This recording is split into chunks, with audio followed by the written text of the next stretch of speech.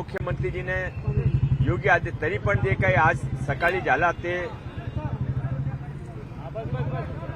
चुकीचा होता, म्हणून मी ते आलो. ज्याने केला मी त्याने भेटणार आहे. मला सर्व मुंबईकरांची विनंती आहे की शांतता ठेवा, कानून हात में लेऊ नये. सरकार यावर योग्य सरकारचं लक्ष आहे.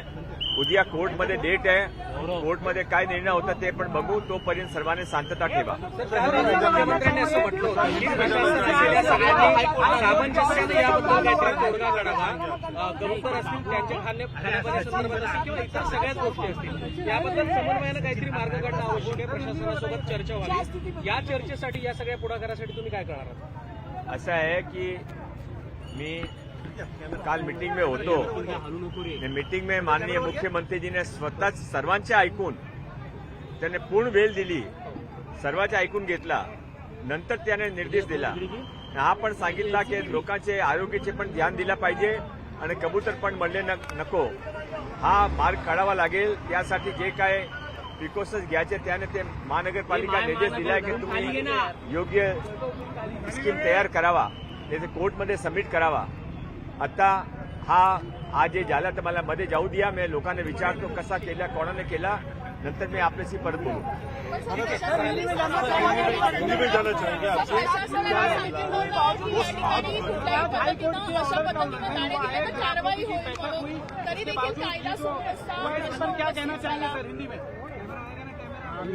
आज सुबह जो घटना हुई वो निंदनीय है, गलत हुई है. किसी को भी कानून में हाथ में लेने की जरूरत नहीं थी. माननीय मुख्यमंत्री देवेंद्र फडणवीस साहब ने स्वतः मीटिंग लेके सबकी बात सुनकर योग्य निर्देश दिए थे कि लोगों के आरोग्य को ध्यान में रखते हुए भी कबूतर नहीं मरे, ऐसा कोई स्कीम बनानी चाहिए. और उसके लिए महानगर पालिका को स्कीम तैयार करने को कहा गया है, जो कल कोर्ट में पेश की जाएगी. उसके बीच में आज की घटना नहीं की जानी चाहिए थी. मैं अभी यहाँ पर आया हूँ, मैं अंदर जाकर बात करूंगा और बात करने के बाद किसने ये घटना की, कौन इसके जिम्मेदार हैं, और उनको निवेदन करूंगा कि ऐसा कानून हाथ में नहीं लें. बाहर आकर मैं आपको वापस सारी बात बताऊंगा. धन्यवाद.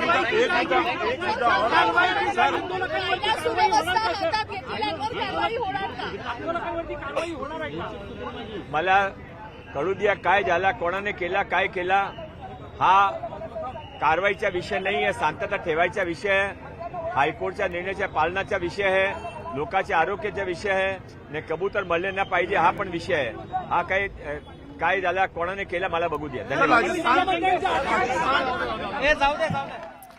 तर मंगल प्रभात लोढा हे कबूतरखाना परिसरात पोहोचलेले आहेत. जैन समाजाशी किंवा पक्षीप्रेमींशी ते आता बातचीत करणार असल्याचं त्यांनी म्हटलेलं आहे. कबूतरखान्यावरील ताडपत्री जैन समाजाकडून आणि पक्षीप्रेमींकडून आज हटवण्यात आली. आक्रमक भूमिका पक्षीप्रेमींनी आणि जैन समाजाकडून घेण्यात आली आणि त्यानंतर आता मंगल प्रभात लोढा मुंबईचे पालकमंत्री हे कबूतरखाना परिसरात पोहोचलेले आहेत. ज्यांनी कोणी हे कृत्य केलं किंवा जे या आंदोलनामध्ये सहभागी होते त्यांच्याशी मी बातचीत करणार आहे आणि अशा प्रकारे कायदा हातात घेणं हे चुकीचं आहे असं मंगल प्रभात लोढा यांनी म्हटलेलं आहे. आपण ही दोन दृश्य पाहतोय. कबूतरखान्यावरील ताडपत्री जैन समाजाकडून आणि पक्षीप्रेमींकडून उखडून टाकण्यात आली आणि त्यानंतर दादरमधला हा कबूतरखाना पुन्हा सुरू झालेला आहे. हजारो कबूतर हे पुन्हा दाणे खाण्यासाठी तिथे आलेले आहेत. कबूतरखाना बंदी विरोधात आज आंदोलन करण्यात आलेलं आहे. त्याच पार्श्वभूमीवर मुंबईचे पालकमंत्री मंगल प्रभात लोढा हे कबूतरखाना परिसरात पोहोचलेले आहेत आणि जैन समाजाशी आणि पक्षीप्रेमींशी ते आता बातचीत करून पुढची भूमिका घेतील किंवा पुढे काय त्यांच्याशी बातचीत होते हे सांगणार आहेत असं मंगल प्रभात लोढा यांनी म्हटलेलं आहे. मुंबई महापालिकेने ताडपत्रीच्या शेडनं दादरमधील कबूतरखाना हा बंद केला होता आणि या बंद केलेल्या कबूतरखान्याच्या मुद्द्यावरून आज जैन समाजानं आक्रमक भूमिका घेतली.